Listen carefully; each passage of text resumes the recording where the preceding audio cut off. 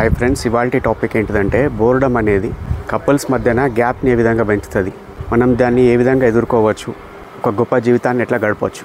Couples జీవితం లోపల కొంతకాలం తర్వాత వాళ్ళ లైఫ్ స్టైల్ లోపల ఒక మొనాటనీ వస్తుంది. అంటే ఏంటిది, same set of life style, same set of thinking pattern, అదే ఆహారపు అలవాట్లు, అదే ఆలోచన ధోరణి, ఒకే రకమైన వ్యసనాలు, ఒకే రకమైన హ్యాబిట్స్, ఒకే రకమైన మూస ధోరణి, ఇవన్నీ చేయబట్టి ఏదో రకమైన బోర్డమ్ వచ్చేస్తుంది. వాళ్ళ జీవితం లోపల కొత్తదనం లేకుండా పోతుంది. దీని కారణంగా ఏంటిదంటే ఒకరి పట్ల ఒకరికి ఆకర్షణ తగ్గిపోతుంది. ప్రతి చిన్న విషయానికి కొట్లాడుతూ ఉంటారు, ప్రతి చిన్న విషయాన్ని తప్పుపడుతూ ఉంటారు, ఏదో ఒక తెలియని నిర్లక్ష్యం కనిపిస్తూ ఉంటుంది. అంటే ఏంటిదంటే people will take you for granted, వీళ్ళే కదా ఎక్కడికి పోతారనే ఫీలింగ్కి వచ్చేస్తారు. చూడండి, మనం యాక్టివ్గా ఏదో ఒక పనిలో ఉన్నప్పుడు, మన దృష్టి మన మనసు ఒక దానిపైన ఉన్నప్పుడు ఏ విధమైన గొడవలు రావు. మనకు ఎప్పుడైతే ఖాళీ సమయం ఉంటుందో ఆ ఖాళీ సమయం లోపల మనం పరస్పరం ఏ విధంగా సంభాషించుకుంటున్నాం, ఏ విధంగా టాలరేట్ చేసుకుంటున్నాం అనే దానిపైన మీ ఫ్యూచర్ ఆధారపడి ఉంటుంది. అంటే ఏంటిదంటే బోర్డమ్ని మీరు సహించడం నేర్చుకుంటే, బోర్డమ్ని ఎదుర్కోవడం నేర్చుకుంటే ఆటోమేటిక్గా మీరు అనవసరమైన మాటలు మాట్లాడుకోరు, అనవసరమైన గొడవలు పెట్టుకోరు, పరస్పర వాగ్వాదాలు తగ్గిపోతాయి.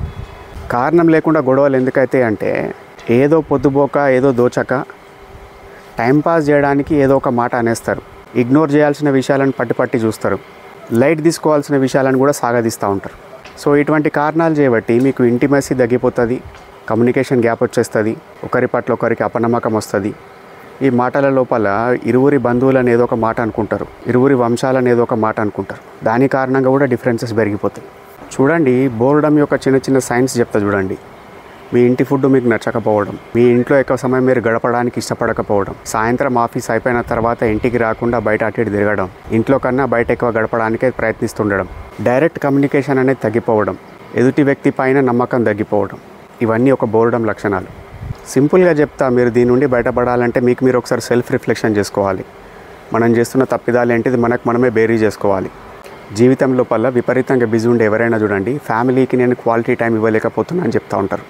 క్వాలిటీ టైం అంటే ఏంటి తెలుసుకోవాలి. అంటే మీరు 24 గంటలు ఒక దగ్గర ప్రజెన్స్లో ఉన్నా కానీ ఏం లాభం లేదు. అటెంటివ్గా ఉండడం, ఎదుటి వ్యక్తిని అర్థం చేసుకునే ప్రయత్నం చేయడం, వాళ్ళ కష్ట సుఖాలను అర్థం చేసుకునే ప్రయత్నం చేయడం, వాళ్ళ మనస్తత్వానికి, వాళ్ళ మనోభావాలకు విలువనివ్వడం, ఎదుటి వ్యక్తిని మనిషిని మనిషిలాగా చూడడం, వాళ్ళ ఒక స్వతంత్రమైన వ్యక్తిలాగా పరిగణించడం, వాళ్ళ ఇష్టాలను పరిగణలోకి తీసుకోవడం, తరచుగా వాళ్ళ అభిప్రాయాలను మనం సేకరిస్తూ ఉండడం, ఇవన్నీ దీంట్లో కన్సిడర్ అవుతాయి.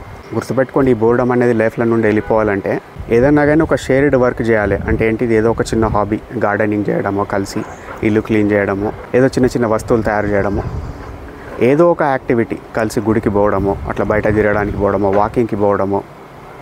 సో వెళ్ళినప్పుడు ముభావంగా ఉండి ఎవరి దిక్కు వాళ్ళు పోవడం కాకుండా మాట్లాడుకుంటూ పోవడం, షేర్ చేసుకోవడం అన్నట్టు. ఆ ఇంటిమసీ పెంచే విధంగా, ఆ బాండింగ్ పెరిగే విధంగా ప్రయత్నం చేయడం అన్నట్టు. యుఎస్లో జరుగుతున్న డైవర్సెస్ లోపల ప్రతి 100 లోపల 12% డైవర్సెస్కి కారణం ఒక రకమైన బోర్డమ్ అని తెలుస్తూ ఉంది సర్వేల లోపల. మరి యుఎస్ అంత ఎఫెక్ట్ మన ఇండియాలో లేకపోయినా కానీ ఎంతో కొంత ఈ ఫ్యాక్టర్ అనేది మన లైఫ్ పైన ఎఫెక్ట్ చూపిస్తూ ఉంటుంది. సో దీనికి విజిబుల్గా సిమ్టమ్స్ ఏముండదు, ఇది ఒక డిసీజ్ కాదు, డిసార్డర్ కాదు, ఇంటర్పర్సనల్ ఇష్యూకి సంబంధించిన ఒక విషయం కాబట్టి కపుల్గా మీకు మీరే బేరీజు వేసుకోండి. ఒకవేళ మీ లైఫ్లో కనుక ఇది కనిపిస్తూ ఉంటే దీన్ని అడ్రస్ చేయడానికి ప్రయత్నం చేయండి. This is Gautam signing of.